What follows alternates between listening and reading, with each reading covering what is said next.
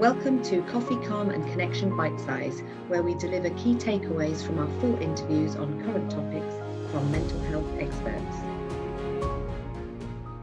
What you've just said there about being open, being vulnerable and helping people, that is the big driver behind Coffee, Calm and Connection.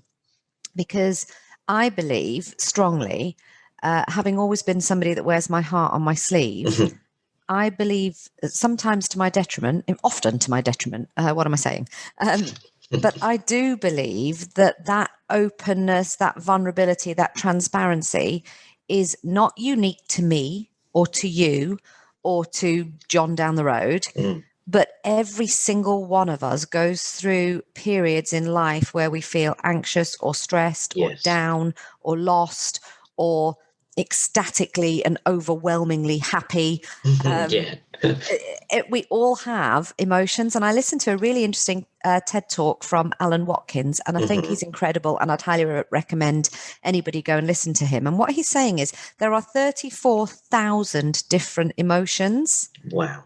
And you have the sort of the main planets of emotions, happiness, sadness, anger. But around those planets orbit so many other different emotions. And actually, I think you're quite a visual person as well. Visualizing that helped me, because if you can figure out which planet you're on, if you can really do some sort of self-analysis on which planet you're on, you can direct where you want to go. And one of the things about listening to stories like yours is that we can start to pull out themes. Oh, I felt like that. Oh, so that's what's happening to me. And I think that social proofing, but also realizing we are all essentially the same in terms of, how we work. We've all got the same sort of emotions and we all, basically run in the same way. It just helps. It helps you reflect a little bit back on yourself and your own sort of inner turmoil, or not, as the case may be. So I think it's really, really interesting. Do you want to tell us a little bit about refusing to be mediocre, where you're at with that? Tell people, because, I'm sure it'd be very interesting for lots of people. Yeah, as you can obviously tell from the name, it is very based on my life story, that I was refusing to be anything less than average, because purely I'd been told I would be less than average anyway. So I wasn't even going to settle for being just an average guy. I was like, no, I'm going to go one step further. And so I created the brand name. I took some time starting it, I will admit.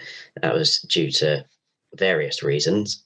But the mission really of it is to help other people create a life that's very much that serves them better, and one that inspires them and they're excited about, but also one of healing and recovering from any sort of trauma. Like you said, so many of us go through different stories, but a lot of them have the same sort of theme and the same outcome. And I think people need that connection, and that's why I really liked your name, because I think we can all help each other. And I think if everybody helped each other, we'd all be a lot less messy in a way. That's my favorite saying of this podcast. If everybody helped each other, we'd all be less messy. Yeah. Brilliant. Couldn't have put it better myself.